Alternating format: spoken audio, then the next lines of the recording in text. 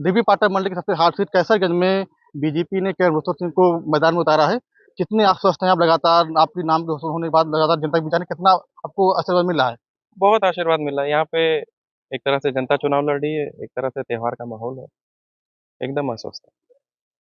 कि जब जनता की जनता जनता क्या कहती है? आप कितने वादे प्यार मिला है। सरकार पूरा लोकल हुआ, लोकल कितना आप लैंग्वेज काम में, अगर करेंगे? लोकल लैंग्वेज में बोले थे कि जाओ तोरे माता के जिताए, तोरे बापे के जिताए, तू जिताए के भेज, अब यहाँ आवे की जरूरत नहीं। यही प्यार मिल रहा है। ये तो आपके पापा का फायदा मिला कि आपका आपको बच्चा करेगा? नहीं, ये तो पापा का आशीर्वाद है, पापा की मेहनत है। और जिसका आज परिणाम मुझे देखने के लिए मिल रहा है कि 7 दिन ये जो त्योहार का हम लोग को भारतीय जनता पार्टी की तरफ से आशीर्वाद मिला है त्योहार के तरफ, ये मेरे पिताजी की मेहनत है। तो दूसरा शरण सिंह यहाँ से लगातार 3 बार सांसद है। आपको मन में क्या कोई कमी रहेगी जो आप पूरा करेंगे आप जीतने के बाद? मुझे नहीं लगता कोई कमी रही होगी। और हम लोग क्षेत्र में घूम रहे हैं, मैं भी बैठता था, मिलता था सबसे, मुझे नहीं लगता कोई कमी रही होगी। मेरा अपना एक्सपीरियंस भी बहुत है, अभी मैंने शेयर किया था मीडिया को। तो सबका एक्सपीरियंस है, पहले 2-3 घंटे लाइट मिलती थी, आज 18 घंटे लाइट है। पहले रोड नहीं थी, आज रोड है, शौचालय है, महिला उसमें सशक्तिकरण में काम हो रहा, तमाम चीजें हैं अगर नीतियां गिनाने जाए। और ये कुछ कागज पे नहीं है, जमीन पे है। जो बाहरी लोग आते हैं उनको कैसरगंज गोंडा बेहद कुछ कर्फ्यू रहता है, क्या आप बदलाव करेंगे आप? अब एक विकसित कैसरगंज बनाना, डेवलप्ड कैसरगंज। अब मैं युवा हूँ, अपने तरफ से मैं पूरा प्रयास करूंगा कि जिस तरह मेरे पिताजी ने मेंटेन किया, मैं इसको बढ़ चढ़ के और आगे ले चलूँ। अच्छा, आप कुश्ती के खिलाड़ी भी रहे हैं, तो आपके सामने चाहे गठबंधन के उम्मीदवार हों चाहे बसपा के हों, कितना आप प्रमित मानते हैं आप? नहीं, चुनौतियां तो मैं कोई नहीं मानता। मेरे पिताजी के आशीर्वाद था कि उनने इस कैसरगंज लोकसभा को एक परिवार की तरह समेट के रखा। यहाँ पे सब खुश हैं, चुनौती कोई नहीं।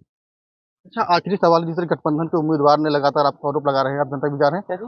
गठबंधन के उम्मीदवार है राम भगत मिश्रा, उन्होंने कहा है कि जिस तरीके से यहाँ पे माफियागिरी है, स्कूल खोल दिया गया है और हमको मैनेज करने की बात की, कि कितना सही मानते हैं इसको? बिल्कुल नहीं, ये सब ऐसा कुछ नहीं है।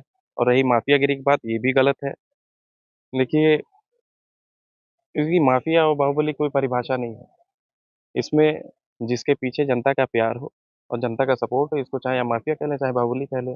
और रही बात स्कूल कॉलेज की, तो एक समय ऐसा भी था कि मैं जाता हूँ बुजुर्गों में, बहुत जगह गया, जनसंघ के टाइम के लोग मिले, 90-90 साल की उम्र के बुजुर्ग ने मुझे आशीर्वाद दिया और बताते थे कि जो आपके पिताजी ने किया स्कूल कॉलेज खोले। एक समय ऐसा था कि यहाँ की बच्चियाँ पढ़ नहीं पाती थी क्योंकि बाहर भेजना पड़ता था। और तब की परिस्थितियाँ कैसी थी, तब सरकारें कैसी थी, ये योगी जी जैसा नहीं था उस टाइम। जी, एक आखिरी सवाल है, जिस तरीके से आप टिकट मिलने से पहले क्या फील करते थे कि ये टिकट हमको मिलेगा? क्या अनुभव था आपका? नहीं, ऐसा तो कुछ कभी महसूस नहीं किया कि टिकट मुझे मिलेगा, ना कभी मैंने सोचा। और ये जो मिला है, ये आशीर्वाद के तौर पे मैंने अपना लिया। आप और कुश्ती के भी प्लेयर थे, तो कुश्ती क्यों नहीं गए? कुश्ती के पे रही कुश्ती की बात, देखिए जिस टाइम में कुश्ती लड़ता था, मेरे गुरु मेरे पिताजी ही थे। और उस टाइम मट्टी के अखाड़े होते थे। अब ये आज डेवलपमेंट देख लीजिए कि उस टाइम मट्टी के अखाड़े होते थे, अवेयरनेस नहीं थी मैट की। अगर उस टाइम मैट होता तो शायद मैं आज में मैं होता। तो आज डेवलपमेंट है, मोदी जी की सरकार है, मेरे पिताजी फेडरेशन में थे। आज हर जगह मैट है, हर जगह से पहलवान निकल रहे अगर आपको आशीर्वाद मिलता है तो आप क्या काम करेंगे, बस आखिरी बात? हैं। आशीर्वाद तो मिल ही रहा है। बस ये बताए कि मैं जो बेहतर से बेहतर कर पाऊँ कैसरगंज के लिए, सबके सुख दुख में साथ में खड़ा रहूंगा और जी जान लगा दूंगा। ठीक है भैया। हमारे साथ बात करने के लिए कैसरगंज के बीजेपी प्रत्याशी कमरुद्दीन सिंह, उनका सब कहना है कि लगातार जनता का आशीर्वाद मिल रहा है और लगातार हम जनता के बीच जा रहे हैं और हम जीतने के बाद विकास का काम करेंगे। कृष्ण कुमार बीनू, गोंडा। अमन अमन का रखवाली। ठीक भैया, ठीक भैया, बहुत बहुत धन्यवाद। ठीक।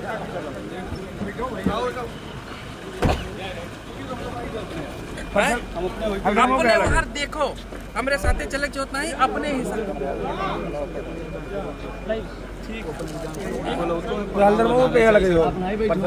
हम लगी प्रोग्राम तैसे बताए, ठीक है। अब अपने हिसाब से सब देख रहे हैं, हम समझ कम बचा। ठीक है, आशीर्वाद ठीक, अपने हिसाब से देखो जहाँ संभाल। ठीक भैया, सबको नमस्कार भैया, अरुण भैया नमस्ते भैया। भैया भैया भैया आशीर्वाद है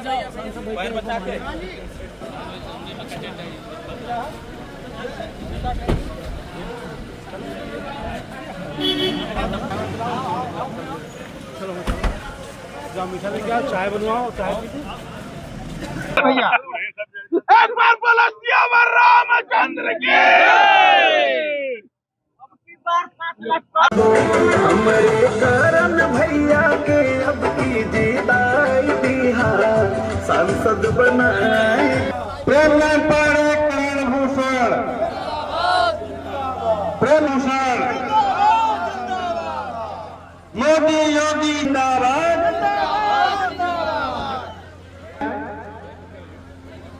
जो लोग आगे खड़े हैं कृपया बैठ जाएं। आज हमारे बीच में विधानसभा के लोकप्रिय जनप्रिय विधायक श्री प्रेमलाल पांडे जी का भी आगमन हुआ है। मैं इस कार्यक्रम में आपका भी चंद्रप्रकाश सिंह सीपी सिंह जी का भी इस कार्यक्रम में हार्दिक स्वागत अभिनंदन वंदन। इस मंडल के एसोसिएशन मंडल अध्यक्ष आपका भी इस कार्यक्रम में हार्दिक स्वागत अभिनंदन वंदन। सबसे पहले मैं चाहूंगा से श्री बब्बू सिंह पूर्व प्रधान हमारे बीच में मौजूद है, श्री कन्हैया लाल मिश्रा पूर्व प्रधान, श्री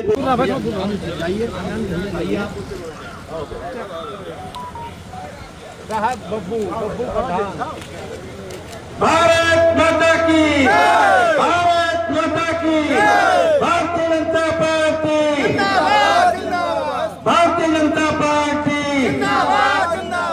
माननीय करण भूषण जिंदाबाद, करण भूषण प्रेमलाल पांडे जिंदाबाद। आमंत्रित करता हूँ कि हम सभी लोगों का मार्गदर्शन करते हुए कार्यक्रम समापन की घोषणा करें।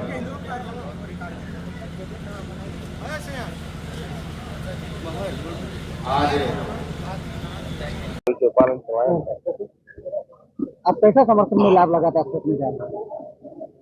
बहुत बढ़िया समर्थन मिल रहा है। एक उत्साह का माहौल यहाँ पे मुझे महसूस हो रहा है और मैं घर में आया हूँ। अच्छा लगेगा, हर कोई सदस्य या बेटा घर में जाता है, अपने परिवार में जाता है, उसको अच्छा लगता है, वैसा ही महसूस हो रहा है। किन मुद्दों को लेकर आप जा रहे हैं? भारतीय जनता पार्टी की जो नीतियां हैं वही मुद्दे हैं मेरे, और जो हमारे यशस्वी प्रधानमंत्री का एक वो है विजन है विकसित भारत, उसी में मैं देखूंगा कि हमारे कैसरगंज से क्या योगदान हो सकता है। क्षेत्र में आप काफी चले हैं, क्या आपको कुछ कमी नजर आई और आप सांसद होने के बाद में पहली प्राथमिकता क्या होगी? नहीं, देखिए, क्षेत्र में मुझे नहीं लगता कोई कमी नजर आई। बिजलियां पहले नहीं थी, 2014 से पहले की बात कर रहा हूँ, मेरा अपना ओपिनियन है। अभी बाकी आप जब पूछेंगे तो आपको पता लगेगा कि बिजली पहले नहीं थी, 2-4 घंटे बिजली उपलब्ध रहती थी, कहीं खंभे नहीं थे, कोई जो देश आजाद हुआ था तब से बिजली नहीं थी। आज इस टाइम हर जगह बिजली है, सारी हर जगह रोडें हैं। पहले अगर हम लोग क्षेत्र में जाते थे कहीं 1 घंटा लगता था, आज आधे घंटे लग रहे हैं। तो डेवलपमेंट बहुत है और मेरा भी मुद्दा डेवलपमेंट ही है। सपा प्रत्याशी की चुनौती मानते हैं? सपा प्रत्याशी, हाँ, सपा प्रत्याशी से कितनी चुनौती मानते हैं? नहीं, मैं कोई चुनौती नहीं मानता। ये घर है, ये परिवार है, यहाँ चुनौती नहीं है। बस चुनौती ये है कि मुझसे सबसे मिलकर आशीर्वाद ले लेना सब में कम है। आप यहाँ बाढ़ का मुद्दा ज्यादा है? नहीं, अब ये पहले सब 20 तारीख को सबका आशीर्वाद मिल जाएगा। 4 जून के बाद इस पे एक बैठक करके देखेंगे क्या कुछ काम किया जा सकता है इस पे। आज सांसद खेल महोत्सव 2025 का आगाज हुआ। ये तरबगंज और वजीरगंज का आज यहाँ पे वो था, प्रतिभाग था बच्चों का। आज 100 मीटर रेस, गटका और ये कबड्डी का आज शुरुआत हो रही है। और इस बार करीबन सिर्फ तरबगंज ब्लॉक से करीब 10,000 बच्चे ने पार्टिसिपेट किया है। और ये एक हमारे यशस्वी प्रधानमंत्री नरेंद्र मोदी जी का एक विज़न है कि इस सांसद खेल महोत्सव के वजह से कुछ बच्चे, कुछ ग्रामीण खेल ये बाहर आए और एक अच्छा उचित मंच मिले सबको। देखिए, आज तो सिर्फ तरबगंज और वजीरगंज ब्लॉक का है और इसके बाद आगे तरबगंज, वजीरगंज और नवाबगंज का है। फिर इसके आगे बेलसर में है 4 तारीख को। फिर ऐसे आगे आगे शेड्यूल लगे हैं 25 दिसंबर तक। लास्ट इसका समापन 25 दिसंबर को होगा। फिट इंडिया, ये प्रधानमंत्री जी का सपना है कि सब कोई फिट रहे। और जैसे मैंने अभी भाषण में बोला कि जैसे खेल हम लोग को टीम वर्क सिखाता है, नेतृत्व करना सिखाता है और मानसिक और शारीरिक हम लोग को मजबूत रखता है। और इसी प्रयास से, जैसे आज का युग है कि सारे बच्चे आप देख रहे होंगे, आपके घर में भी होंगे कि मोबाइल में लगे हुए हैं, तो प्रधानमंत्री जी प्रयास कर रहे हैं कि वो गलत आदत छोड़ें और सही आदतों में लगे। खिलाड़ियों से क्या अपील करेंगे? खिलाड़ियों से यही अपील है कि एक अच्छे खेल का प्रदर्शन करें। एक बहुत बढ़िया मंच मिला है। आगे इसमें हमारे प्रधानमंत्री जी की तरफ से जो इसमें वेल क्वालिफाइड रहेंगे उनको अच्छी फैसिलिटीज़ मिलेगी और यहाँ से हो सकता है कि जहाँ तक जो मेरा सुनने में है कि खेलो इंडिया के लिए भी चयन होगा, लेकिन उनके टैलेंट के ऊपर है। जिस तरीके से कुश्ती के आप पदाधिकारी हैं, कुश्ती को लिए बढ़ाने के लिए देश में किस तरीके से काम कर रहे हैं, जिस तरीके से कुश्ती का स्तर बढ़े और देश में खिलाड़ी मेडल लेके आ रहे हैं। देखिए, मैं खुद एक खिलाड़ी हूँ और जीवन भर खेल खेला हूँ, और जैसे मेरे पिताजी बचपन से मैं देख रहा हूँ कि कुश्ती को और सारे खेलों को बढ़ावा देते रहे, सेम उसी तरह आज हम लोग को ऐसे प्रधानमंत्री मिले हैं जो खेल को बड़ा महत्व दे रहे हैं और बहुत बढ़ावा दे रहे हैं। अखिलेश यादव और राहुल गांधी किस तरह का खेल खेल रहे हैं, तभी वो दूसरा खेल है, वो राजनीतिक खेल है, ये खेल दूसरा है। किस तरीके का खेल खेल रहे हैं? अब ये भैया देखे, आज का विषय है खेल, उन लोग का राजनीतिक खेल है, इसमें किसी दिन और चर्चा होगी। अरे मैं गांधी जिस तरीके से बम फोड़ने की बात कर रहे थे, फिर कह रहे हैं कि अब नया बम लेके आ रहे हैं। देखिए, मैं पार्लियामेंट में हाइड्रोजन बम की बात कर रहे हैं। देखिए पार्लियामेंट में चलता है, मैं रोज़ उनको देखता हूँ, रोज़ बाहर प्रदर्शन होता है, कुछ धरना होता है। जैसे मीडिया फुटेज, कोई मुद्दा तो है नहीं बीजेपी के खिलाफ कि आज तक ना प्रधानमंत्री के ऊपर कुछ दाग लगा, ना बीजेपी के ऊपर दाग लगा। सिर्फ घेरने का बहाना कि किसी तरह फुटेज मिले, बिहार का चुनाव आ रहा है, किसी तरह इसमें फुटेज मिले, कुछ कर जाए। सैम पित्रोदा ने कहा है कि मैं जब बांग्लादेश और पाकिस्तान जाता हूं तो मुझे घर सा महसूस होता है। कौन का? Sam Pitroda, chairman Indian overseas. हाँ हाँ, अब चलिए वो बात का विषय है, वो उनकी सोच है। आजम खान की रिहाई हुई है। अरे अब राजनीतिक मंच न बनाए, आज खेल है, आप सभी आपका मजा ले, खेल का मजा ले। चलिए ठीक, मानते हैं कि अगर वो जैसे सपा बसपा की बजाय अगर बीजेपी में आना चाहें तो अरे स्वागत है।